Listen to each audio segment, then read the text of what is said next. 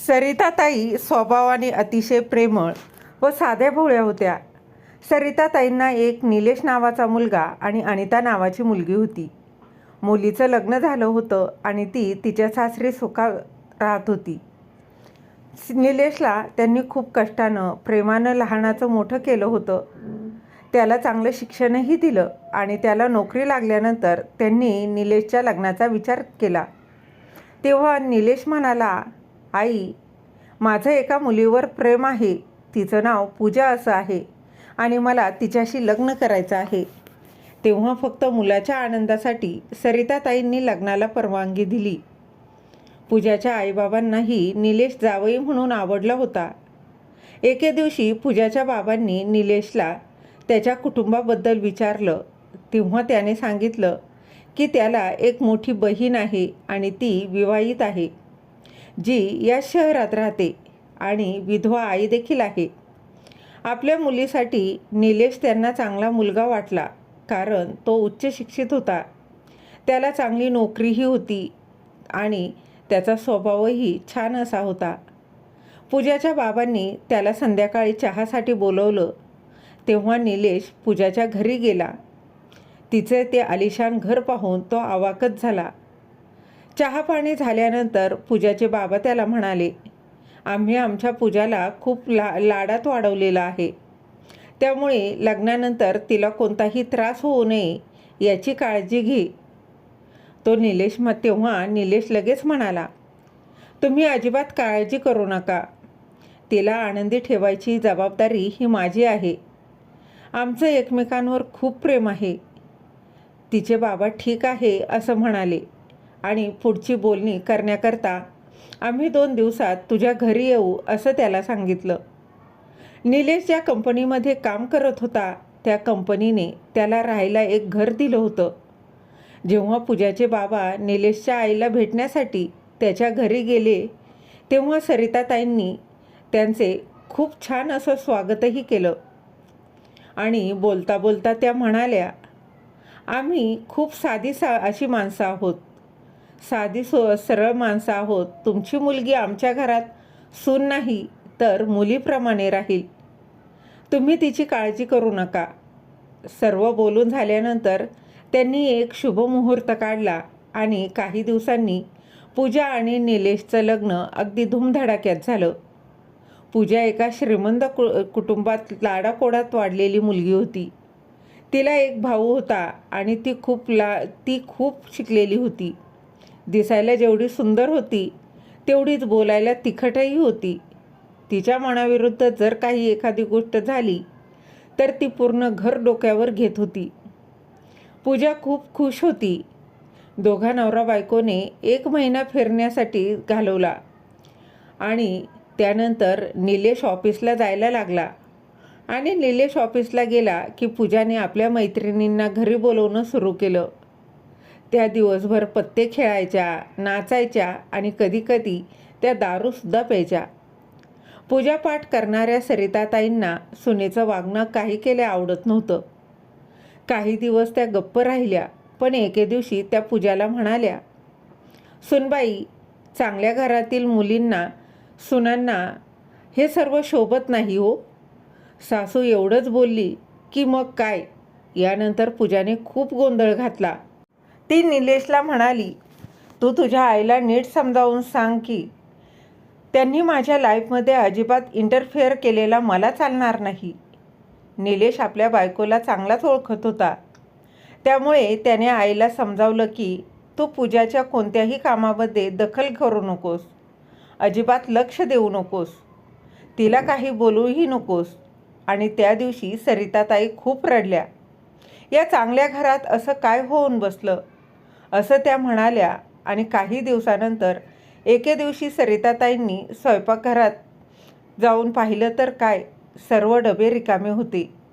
शेवटी त्यांनी थकून आपल्या मुलाला निलेशला फोन केला आणि त्या म्हणाल्या, अरे निलेश, तू कधी परत येणार आहेस? जेवढे किराणा सामान तू भरून दिलं होतंस ते सर्व संपलं आहे. मी कालपासून उपाशी आहे. मला वाटत होतं की तू काल येशील. मी तुझी खूप वाट पाहिली, पण तू आलाच नाहीस. आता तू सांग मी काय खाऊ? आणि माझ्याकडे पैसे देखील नाहीत. इथे शेजारी कोणाला काही मागितलं तर तुमचीच बदनामी होईल. पण आता मला भूक काही केल्यास सहन होत नाही. भुकेने माझा जीव जायचा वेळ आलेली आहे. असं मुलांशी बोलताना सरिताताईचे डोळे पाणवले. निलेश म्हणाला, अगं आई थांब. आता मला बोलू तरी देशील की नाही? पूजाने तर जाताना तुला सर्व सामान भरून दिलं होतं. एवढ्या लवकर संपलं? आणि एक रडायचं नाटक ह्या आधी तू थांबव. हे बघ, माझ्याकडे सध्या तरी तुझ्याशी बोलायला अजिबात वेळ नाही. इथे पूजाच्या आईबाबांच्या लग्नाचा वाढदिवस आहे. इथली देखरेख मी नाही तर कोण करणार? अजून 8 दिवस झाले नाहीत आणि तू फोन करून माझा सगळा मूड खराब केलास.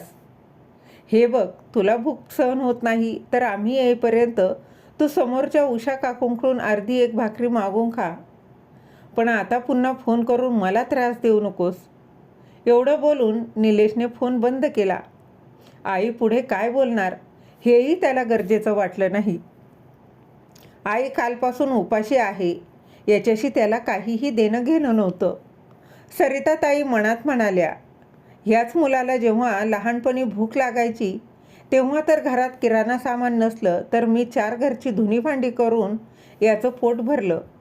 त्याला कधीच उपाशी ठेवलं नाही आणि आज त्याच मुलाला आई भुकेनं व्याकुळ झाली आहे हे सांगूनही त्याच्या सासू सासऱ्यांना तो खुश करण्यासाठी बायकोच्या माहेरी गेला आहे. लग्नानंतर मुलगा एवढा कसा बदलतो की त्याला आपल्या आईवडिलांना होणारा त्रासही दिसत नाही. असा विचार करता करता सरिताताईंच्या डोळ्यातून अश्रू वाहू लागले. माणसाला परिस्थिती समजते, पण ह्या पापी पोटाचं काय करायचं? त्याला परिस्थिती थोडी ना समजते.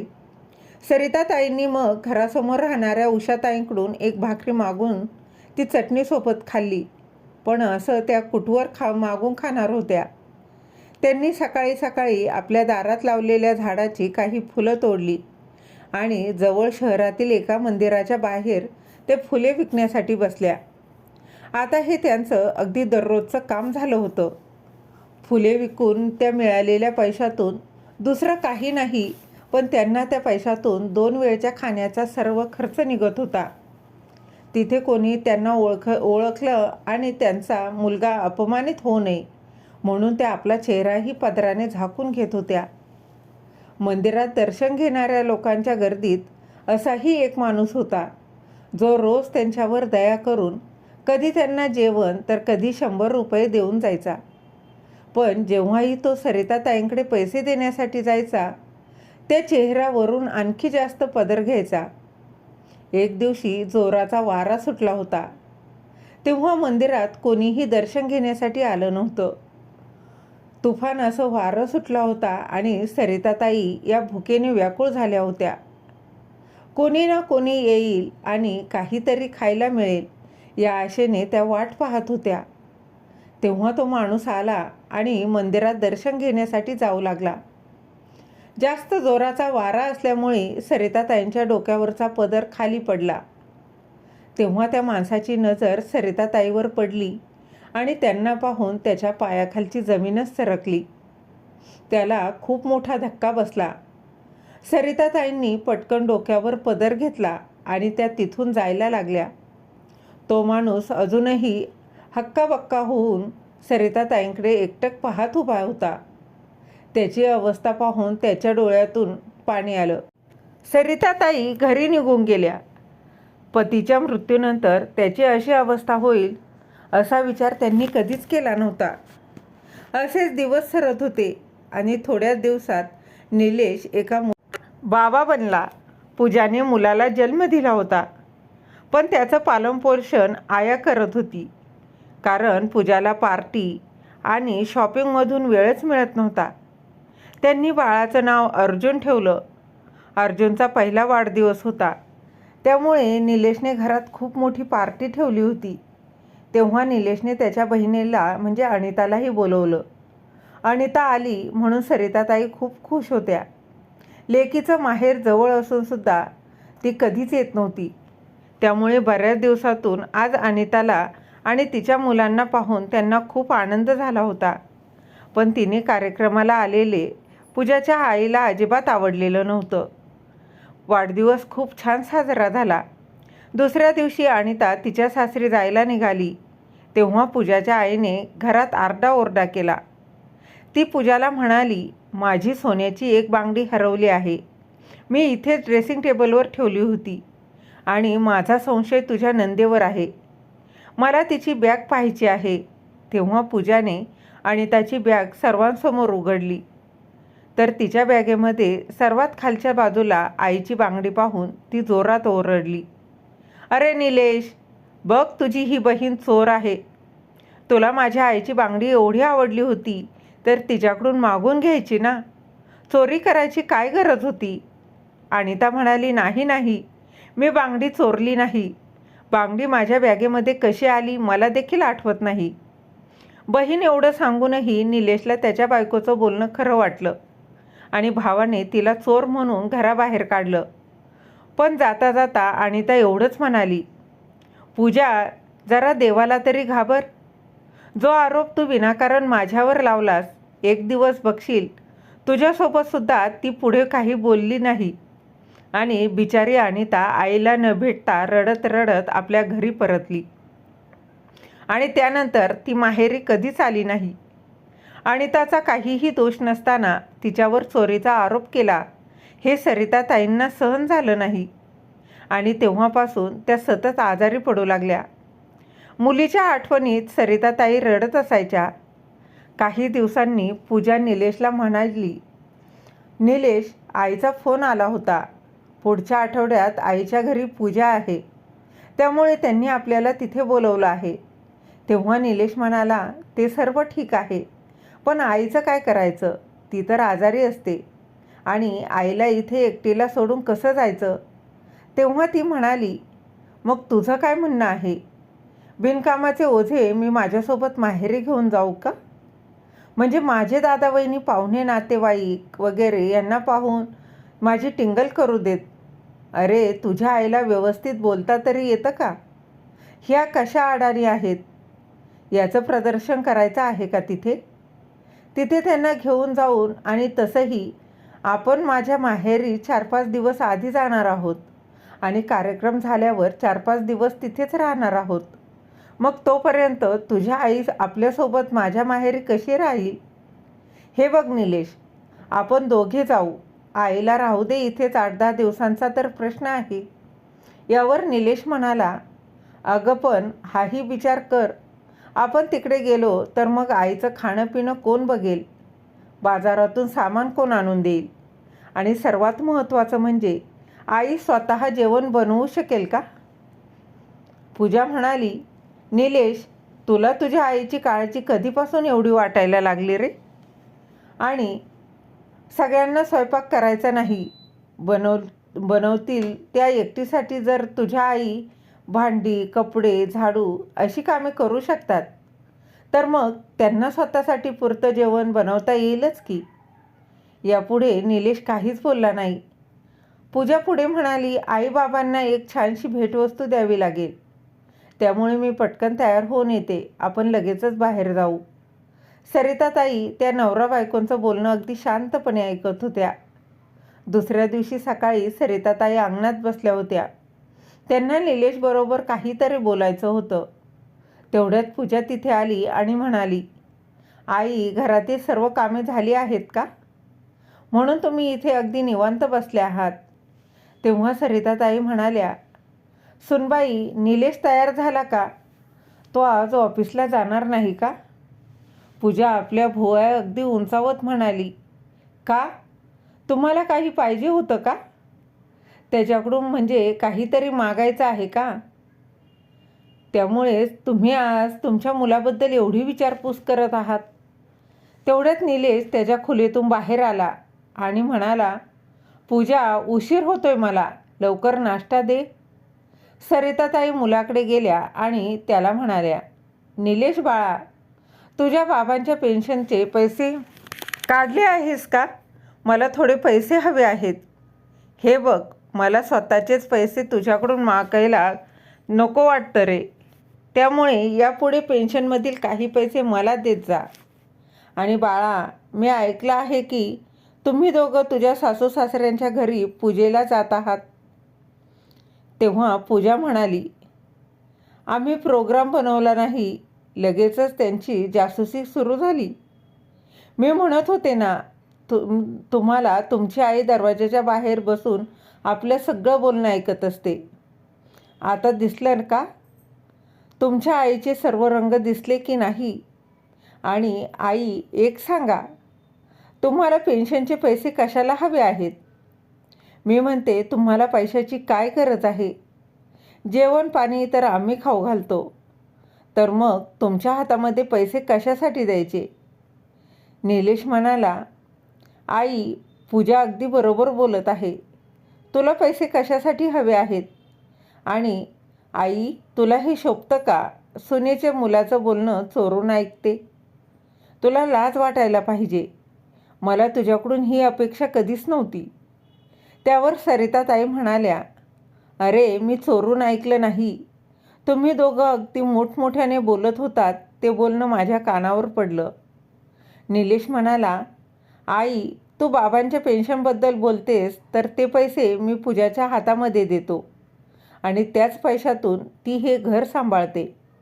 आणि तुला त्या पैशांचा हिशोब पाहिजे का? आणि जर पाहिजे असेल तर तिच्याकडून घेत जा. तेव्हा सरिताताई त्या म्हणाल्या, नाही बाळा, असं काही नाही. तुला असं का वाटतं? तुझी आई तुझ्याकडून पैशाचा हिशोब मागेल? तुला तुझ्या आईवर जरासुद्धा विश्वास नाही का? तसेच त्या पुढे म्हणाल्या, अरे बाळा, मीही कधी मंदिरात किंवा बाजारात जाते तेव्हा तिथे मला काही खरेदी किंवा काही दान करण्याची इच्छा होते. त्यामुळे मला असं वाटतं की काही पैसे माझ्याकडेही थोडेफार असावेत. तेव्हा निलेशने विषय बदलला आणि म्हणाला, आई, तुला कोणी सांगितलं की मंदिरात जाऊन दरवेळेस दान केलं पाहिजे? हे बघ आई, तुला पैसे हवे असतील तर इथे डब्यामध्ये काही पैसे आहेत. दान द्यायला 4-5 रुपये दिले तरीही चालतात. 100-200 देण्याची काहीच गरज नाही. त्यामुळे तू या डब्यातील पैसे घेत जा, तेही खर्च करायला. तेव्हा सरिताताई म्हणाल्या, ठीक आहे, मी पैशांचं सोडून देते. पण बेटा, तुम्ही गेल्यानंतर मी एकटी 10 दिवस कसे राहू? त्या पुढे बोलणारच तेवढ्यात पूजा रागाने किचनमधून बाहेर आली आणि जोरात ओरडत म्हणाली, तुम्हाला असं वाटतं का आम्ही आयुष्यभर तुमची सेवा करत राहावी? कितीतरी दिवसातून आम्ही 10 दिवसांसाठी बाहेर चाललोय, तर झालं यांचं सुरू. 10 दिवस मी एकटी कशी राहू? हे बघा, आम्ही परवा निघणार आहोत. त्याआधी पूर्ण घराची साफसफाई करा. निलेश नाश्ता करून निघून गेला. सरिताताई मुलाच्या उत्तराची वाट पाहत होत्या. 2 दिवसापर्यंत पूजाने त्यांच्याकडून सर्व घरातील कामं करून घेतली आणि स्वयंपाकघरात ठेवलेलं तूप, लोणी, बिस्किटं आणि इतर खाण्याच्या ज्या काही वस्तू होत्या त्या वस्तू तिने आपल्या कपाटामध्ये ठेवून कुलूप लावलं. 2 दिवसानंतर सर्वजण निघाले. तेव्हा जाताना पूजा त्यांना म्हणाली, आई, हे 2000 रुपये तुम्ही तुमच्याजवळ ठेवा. सरिताताईंना भरून आलं. त्यांना वाटलं की सुनेला त्यांची खूप काळजी आहे. तेव्हा त्या म्हणाल्या, अगं सुनबाई, मला पैशांची काय गरज आहे? तेव्हा पूजा म्हणाली, मी तुम्हाला मजा करण्यासाठी पैसे दिले नाहीत. जर इमर्जन्सीसाठी लागतील म्हणून थेट देत आहे. आणि हो, घरामध्ये 2 किलो बटाटे, 2 किलो कांदे, ज्वारीचं पीठ आणि तांदूळसुद्धा ठेवले आहेत. आणि पैसे दिले म्हणून उगाच तुम्हाला फळे, भाज्या त्या खरेदी करण्याची काहीच गरज नाही. घरात तुमची औषधंसुद्धा आहेत. त्यामुळे मला असं वाटत नाही की हे 2000 रुपये तुम्हाला लागतील. आता आम्ही निघतो, असं बोलून ते निघून गेले. आणि आज जेव्हा घरातील सर्व किराणा सामान संपलं, ते सुनेने जी 2000ची नोट दिली तीही फाटलेली होती. त्यामुळे त्यांच्याकडे खर्च करण्यासाठी पैसे नव्हते. त्यामुळे नाईलाजाने सरिताताईंनी पोट भरण्यासाठी फुलं विकण्याचं काम सुरू केलं होतं. मंदिरातून सरिताताई घरी पोहोचल्या आणि तेवढ्यातच फोनची घंटी वाजली. त्यांनी फोन घेतला तर त्यांच्या मुलीचा आवाज समोरून अनिताचा फोन होता. ती म्हणाली, हॅलो आई, तू कशी आहेस? मुलीचा आवाज ऐकून सरिताताईंचा कंठ दाटून आला. त्या म्हणाल्या, अनु, तुझा भाऊ त्याच्या बायकोच मुलांसोबत त्याच्या सासरी गेला आहे आणि मी इथे एकटीच राहते. अनिता म्हणाली, आई, तू ती एकटी तिकडे कशी राहत आहेस? अगं, तुझे हात किती थरथरतात. मग तू जेवण कसं बनवतेस? सरिताताई म्हणाल्या, काय करू बाळा, तुझ्या वहिनीने कामवालीला बंद केलं आहे. त्यामुळे 2 वर्षापासून घरातील सर्व कामे मीच करते. तुझी वहिनी फक्त भाज्या बनवते आणि बाकीची सर्व कामे मी एकटी करते. मग स्वतःसाठी जेवण बनवलं तर त्यात एवढं काय? तू काळजी करू नकोस, असं बोलून त्यांनी फोन ठेवून दिला.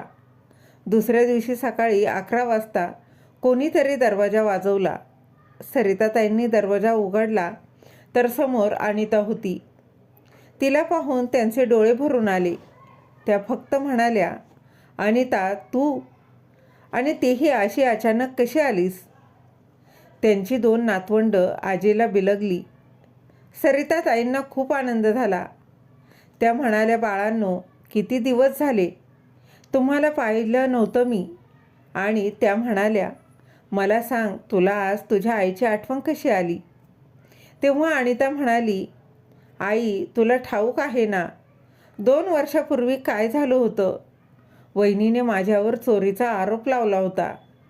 त्यामुळे मी इथे येणं बंद केलं होतं. पण आई, तू एकटे आहेस हे मला समजलं. मग मी तुला एकटीला कशी सोडू शकते? आणि आई, मी तुझ्यासाठी एवढी परकी झाली आहे का? त्यांचा जावई म्हणाला, आई, त्या दिवशी मंदिरात आलो होतो तेव्हा मी तुम्हाला पाहिलं आणि मला हा धक्काच बसला. तुमच्यावर अशी वेळ आली तरी तुम्हाला तुमच्या मुलीला जावयाला फोन करून सांगणं गरजेचं वाटलं नाही का? सरिताताईंचे डोळे पाण्याने भरले होते आणि त्या लगेच म्हणाल्या, माझ्या मुलीवर चोरीचा आरोप झाला. मग मी तिला कोणत्या तोंडाने फोन करू, तिच्याकडून मदत घेऊ? अनिता म्हणाली, आई, वहिनीने माझ्यावर चोरीचा आळ घेतला, तू नाही. मग तू तर मला फोन करून तू बोलू शकतीस ना? आईच्या डोळ्यातील पाणी पाहत अनिता म्हणाली, बरं आई, ते जाऊ दे गं. मला खूप भूक लागली आहे. सांग बरं, तू आज मला काय खाऊ घालणार आहेस ते? त्यावर सरिताताई म्हणाल्या, थांब बाळा, मी काहीतरी घेऊन येते. पण खरं तर घरात काहीही खायला नव्हतं. त्या किचनमध्ये गेल्या आणि उगाच डबे शोधू लागल्या. त्यांना काहीही मिळालं नाही, कारण पूजाने आधीच सर्व वस्तू कपाटात ठेवून दिल्या होत्या. कपाटाला लॉकही लावून दिलं होतं. अनिता किचनमध्ये गेली आणि म्हणाली, आई, सांग, काय करायचं आहे? मी तुला मदत करते. सरिताताई नाराज स्वरात म्हणाल्या, बाळा, घरात काहीच नाही आणि काही आणायला माझ्याकडे पैसेही नाहीत. अनिताला खूप वाईट वाटलं. ती म्हणाली, म्हणजे आई, तू उपाशी आहेस? आई म्हणाली, माझ्या स्वतःच्या पेन्शनचे पैसे असतानासुद्धा मुलाने आणि सुनेने मला भिकारी बनवलं आहे. असं बोलताना त्या रडायला लागल्या. अनिताने आईच्या डोळ्यातील अश्रू पुसले आणि म्हणाली, आई, पूर्वी तर तू अशी नव्हतीस गं. अगं, तू त्यांना का घाबरतेस? तेव्हा अनिताचा नवरा समीरही म्हणाला, हे बघा आई, मी 5 मिनिटामध्ये जेवण ऑर्डर करतो. त्याने पटकन ऑनलाईन जेवण ऑर्डर केलं आणि काही वेळाने जेवण आलं आणि त्यांना जेवण वाढलं. सरिताताई अशा खात होत्या की जसं काही खूप वर्षापासून त्या जेवल्याच नाहीत. अनिता आईची ही झालेली अवस्था पाहून तिलाही रडू आलं. जेवण झाल्यानंतर घरासमोर राहणाऱ्या उषाताई आल्या आणि त्या म्हणाल्या, सरिताताई, अनिता आली आहे का? तेव्हा सरिताताई हसत म्हणाल्या, हो हो, उषा तिच्यासोबत आली. तिच्यासोबत माझी नातवंडही आली आहेत आणि जावईबापूही आले आहेत. खरं तर आज मला हे घर भरल्यासारखं वाटत आहे. तेवढ्यात अनिता उषाताईंसाठी चहा घेऊन आली. तेव्हा उषा म्हणाली, अगं सरिता, अगं सरिता, आईचं दुःख फक्त मुलगी समजू शकते बघ. तुझ्या सुनेने मी घरी आल्यावर एकदाही मला पाणी देखील विचारलं नाही. आणि आज तुझ्या मुलीने माझ्यासाठी चहा बनवला आहे. उषाताई अनिताला म्हणाल्या, अनिता, तुझ्या आईला एकतर न्याय मिळवून दे किंवा इथून तिला कायमचं घेऊन जा. खूप वाईट अवस्था असते तिची.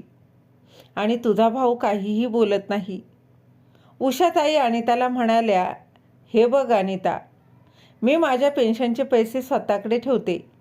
त्यामुळे माझी सून आणि मुलगा हे रागाने घर सोडून निघून गेले आहेत. आता एवढ्या मोठ्या घरात मी एकटीच राहते, पण माझं आयुष्य स्वतःच्या मर्जीने जगते.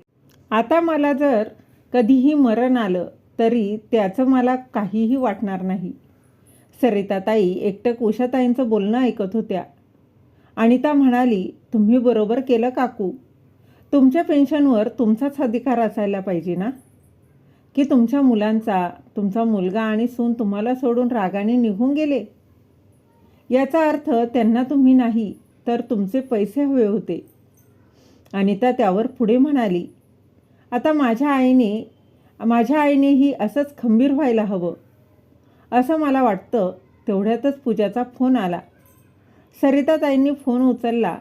ती म्हणाली, आई, मी येण्याआधी घराची साफसफाई करा. मला सांगा, तुमच्या मागे कसला आवाज येतो एवढा? तुम्ही घरी कोणाला बोलवलं आहे का? तेव्हा सरिताताई घाबरल्या आणि त त प प असं करू लागल्या. ती म्हणाली, असं त त प प का करत आहात? स्पष्ट सांगा का? स्पष्ट सांगा. तुम्ही कोणाला बोलवलं आहे? कोण आला आहे आपल्या घरी? तेव्हा अनिता आली आणि तिने आईच्या हातातून फोन घेतला आणि म्हणाली, वहिनी, काय झालं? मी आले आहे. आता मी माझ्या आईला भेटायला सुद्धा येऊ शकत नाही का? तेव्हा पूजा म्हणाली, अरे तुम्ही होय, आता काय चोरी करायला आला आहात? तर आमच्या मागे हे सर्व चाललं आहे. तर मला एक सांगा, तुम्हाला कोणी बोलवलं होतं का? तू तर 2 वर्षापासून रागाने पुन्हा येणार नाही असं बोलून गेली होतीस. मग कसं काय माझ्या घरी आलीस? तेव्हा अनिता म्हणाली, हे तुझं घर नाही, पण हे घर तर माझंही आहे. आणि मी रागाने गेले होते ते तुम्हा दोघांमुळे, माझ्या आईमुळे नाही. इथे माझी आई उपाशी आहे, तुम्हाला काही वाटतं की नाही? एकतर माझ्याच आईच्या पेन्शनचे पैसे घेता आणि वरून तिच्यावर अधिकार गाजवता. पूजा म्हणाली, तू आमच्यामध्ये पडू नकोस. काय भेटायचं आहे ते भेट तुझ्या आईला आणि आम्ही यायच्या आधी तिथून निघून जा. अनिता पुढे म्हणाली, अगं वहिनी, तू आता माहेरी गेली आहेस ना, कमीत कमी तिथे तरी शांत राहा की. नाहीतर तुझ्या भावजायांना तू त्यांनाही शिकवणी देऊन येशील आणि मग तिथे पुन्हा गेलीस की ती तुझ्याशी तसंच वागेल जशी तू आता माझ्याशी बोलत आहेस. असं बोलून तिने रागाने फोन ठेवून दिला. तेव्हा पूजाला अनिताचा खूप राग आला होता. तिच्या नवऱ्याला बहीण आणि आईसुद्धा भडकवायला लागली. इकडे सरिताताई खूप घाबरल्या होत्या. त्या म्हणाल्या, अगं काय बोललीस तू? सांग बरं, आता उगाच भांडणं होतील. तेव्हा अनिता म्हणाली, आई, तू का घाबरतेस? हे घर तुझंच आहे, हे तू अजिबात विसरू नकोस. हे तू विसरत आहेस का? हे घर बाबांनी बनवलं आहे. तुला आज ठरवावंच लागेल. तुला आज ठरवायला हवं की यापुढे तुला तुझं म्हातारपण कसं घालवायचं आहे. आई, मला सांग, तुझे स्वतःचे पैसे असतानासुद्धा तुला तुझ्या सुनेकडे मुलाकडे पैशासाठी हात पसरवावा लागतो का? उषा काकूंसारखा आनंदाने आपले उरलेलं आयुष्य जगायचं आहे. मुलीच्या बोलण्यामुळे सरिताताई मध्येच आत्मविश्वास जागा झाला आणि त्यांनी आपल्या नवऱ्याच्या एका वकील मित्राला बोलावून घेतलं आणि त्याला सर्व घडलेली हकीकत अगदी सविस्तरपणे सांगितली आणि घराचे नवीन कागदपत्र तयार करून घेतले. त्यामध्ये नॉमिनी म्हणून सरिताताईंनी आपल्या मुलीचं नाव दिलं होतं. दुसऱ्या दिवशी रागाने पूजा तिच्या कुटुंबासहित पुन्हा घरी आली आणि आल्याबरोबर तिने आपल्या नंदेबरोबर खूप भांडणं केली. खूप जोरजोरात भांडायलाच तिने सुरुवात केली आणि तेवढ्यातच भाऊ हाताची घडी घालून उभा होता. तेव्हा त्याला पाहून अनिता म्हणाली, मी विचार करत होते की ती तर परकी आहे, पण दादा तुला आपल्या आईला होणारा त्रास का दिसत नाही? बरोबर आहे, कसा समजेल तुला त्रास? तू तर तुझ्या बायकोच्या ओंजळीने पाणी पितोस ना. तेव्हा पूजा म्हणाली, हे बघ, तुझ्यासाठी हे चांगलं राहील की तू माझं सामान आणि तुझ्या मुलांचं सामान या घरातून निघून जा. तुझ्या मुलांचं आणि तुझं सामान भर, पॅक कर आणि इथून निघून जा. तेव्हा अगदी सरिताताईंना वाईट वाटलं. तेव्हा अनिता हसून म्हणाली, हे घरसुद्धा माझं आहे. या घरात माझा देखील हिस्सा आहे. आता ही गोष्ट वेगळी आहे की आजपर्यंत मी माझा हिस्सा कधीही मागितला नाही. पूजाला खूप राग आला. ती म्हणाली, एक तर चोर आणि वर शिरजोर. सरिताताई म्हणाल्या, खबरदार सुनबाई, जर यापुढे माझ्या मुलीला चोर म्हणशील तर माझ्यापेक्षा वाईट कोणी नसेल.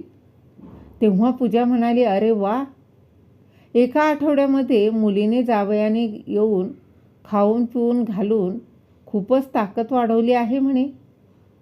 हे बघा आई, तुमच्या मुलीला इथून जायला सांगा, नाहीतर मी हिला अगदी धक्के देऊन घराबाहेर काढील. असं बोलताच सरिताताईंच्या संयमाचा आता बांध फुटला आणि त्यांनी पूजाच्या एका जोरात कानशिलात लावून दिली आणि वर म्हणाल्या, नालायक बाई, माझ्या मुलीला चोर म्हणताना तुला लाज कशी वाटत नाही? हे घर माझं आहे, त्यामुळे माझी मुलगी या घरातून बाहेर जाणार की नाही हा माझा प्रश्न आहे. ती जाणारच नाही. तेव्हा निलेश म्हणाला, आई, तू माझ्या बायकोवर हात कसा उचलू शकतेस? तेव्हा आईने आपल्या मुलाच्याही जोरात कानशिलात एक ठेवून दिली आणि त्यावर म्हणाल्या, आत्ताच्या आत्ता माझं घर खाली करा. तेव्हा निलेश म्हणाला, तू मला या घरातून बाहेर काढू शकत नाहीस. तेवढ्यातच अचानक दरवाजाची बेल वाजली आणि दरवाजा उघडला तर वकील साहेब आले आणि वकील साहेब म्हणाले, त्या तुला घरातून बाहेर काढू शकतात, कारण हे घर तुझ्या आईच्या नावावर आहे. तुम्ही लोक त्यांची पेन्शन स्वतःकडे ठेवून घेता. हे तर योग्य नाही. निलेश आश्चर्यचकित होऊन वकिलाकडे पाहू लागला. वकिलाने कोर्टातील पेपर निलेशच्या हातामध्ये ठेवले आणि म्हणाले, 2 तासात हे घर खाली करावं लागेल आणि आजपर्यंत जेवढे पैसे पेन्शनचे तुम्ही खर्च केले आहे ते सर्व पैसे तुम्हाला सरिता वहिनींना परत करावे लागतील. नाहीतर तुम्हाला जेलची हवा खावी लागेल. बघा, हा विचार करा. तुम्हाला काय योग्य वाटतं? निलेशने पूजाला इशारा केला आणि दोघंही आईचे पाय धरून रडायला लागले. तेव्हा सरिताताई म्हणाल्या, हे खोटे अश्रू दुसऱ्यांना दाखवा, कारण मी तुम्हाला खूप चांगली ओळखते. अरे, मी तेव्हाच तुमच्या विरुद्ध आवाज उठवायला हवा होता, कारण तुम्ही लोकांनी मला स्वतःचं माझे असे पैसे असतानासुद्धा भिकाऱ्याप्रमाणे आयुष्य जगायला मजबूर केलं होतं. निघा माझ्या घरातून आता. मला तुमचं तोंड पाहण्याचीही इच्छा नाही. त्यानंतर सरिताताई मुलीचा आधार घेऊन आपल्या खोलीमध्ये गेल्या. 2 दिवसांनी निलेशने घर खाली केलं. पण आता आई एवढ्या मोठ्या घरात एकटी कशी राहील याची अनिताला काळजी वाटायला लागली. तिने आईला तिच्या घरी घेऊन राहण्याचा आग्रह केला, पण सरिताताईंनी तिला साफ नकार दिला. मग अनिताने यावर एक उपाय शोधून काढला. तिने घरातील वरच्या 2 खोल्या भाड्याने दिल्या आणि आईच्या घरातील कामं करण्यासाठी एक कामवाली बाई ठेवली, जी दिवसभर काम करायची आणि रात्री तिथेच आईसोबत राहायची. आणि आता दररोज अनिता फोन करून आपल्या आईची चौकशी करत होती. आपल्या आईबरोबर ती बोलायचीही आणि 2-3 महिन्यातून ती येऊन एकदा माहेरी चक्करही मारायची. आता सरिताताई आपल्या मर्जीप्रमाणे दानधर्म दक्षिणाही द्यायच्या आणि आपल्या मैत्रिणींसोबत इकडे तिकडे फिरायला जाऊ लागल्या. त्यामुळे त्यांचा वेळसुद्धा जात होता. त्यांनी मुलांबरोबर असलेलं नातं केव्हाच तोडलं होतं. असेच दिवस सरत चालले होते आणि पूजाचा मुलगा अर्जुन हा देखील मोठा झाला. पूजाने अर्जुनचे लग्न एका श्रीमंत कुटुंबातील मुलीबरोबर मानसीबरोबर लावून दिलं. मानसीसुद्धा आपल्या सासूप्रमाणे आधुनिक विचारांची मुलगी होती. आता निलेशला आईची खूप काळजी वाटायची. त्याला आठवणही येत होती. जेव्हा आईला त्याची गरज होती तेव्हा तो आईला जराही वेळ देत नव्हता. एके दिवशी त्याला आईचं निधन झाल्याची बातमी कळाली आणि तो एकटाच आईच्या अंत्यसंस्कारासाठी गेला होता. तो खूप मोठमोठ्याने रडत होता. त्याने आईला अग्नी दिला. आई गेल्यानंतर निलेश सतत आजारी पडू लागला आणि काही महिन्यांनी एके दिवशी एका रात्री झोपेतच तोही जग सोडून निघून गेला. निलेश गेला आणि तेव्हापासून पूजाचे हाल सुरू झाले. सुनेने तिच्याकडून मालकिनीचा हक्क हिरावून घेतला. ज्याप्रमाणे पूजाने तिच्या सासूला त्रास दिला, आज तसाच त्रास तिची सून पूजाला देत होती. आज पूजाकडून चुकून एक खूप किमती शोपीस खाली पडलं आणि ते फुटलं. तेव्हा तिची सून जोरात ओरडली. सून आली आणि म्हणाली, अगदी रागाने म्हणाली, हे काय केलं आहे तुम्ही? जेव्हा पाहावं तेव्हा काही ना काही तर तोडतच असतात. गुपचूप एका ठिकाणी बसायला काय होतं तुम्हाला? तेव्हा मानसीने फरशीवर पडलेल्या त्या काचेच्या तुकड्यांना साफ करण्यासाठी नोकराला सांगितलं. अर्जुनसुद्धा त्यावेळेस ऑफिसमधून आला होता.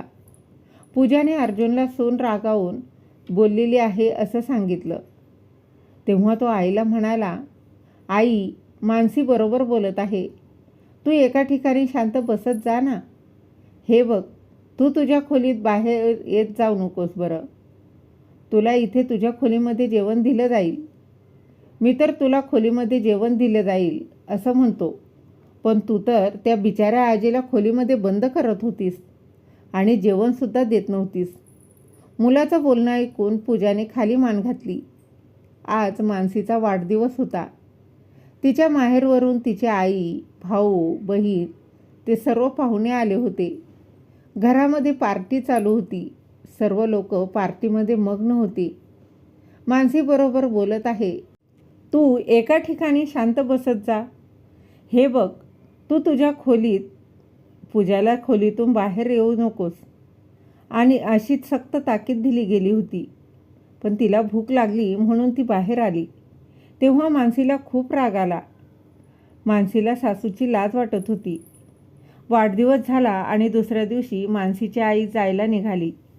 तेव्हा तिने अचानक ओरडायला सुरुवात केली की माझ्या आईचा हार हरवला आहे आणि सरळ अर्जुनच्या आईवर आरोप केला की काल त्या बराच वेळ माझ्या गळ्यातल्या नेकलेसकडे एकटक पाहत होत्या.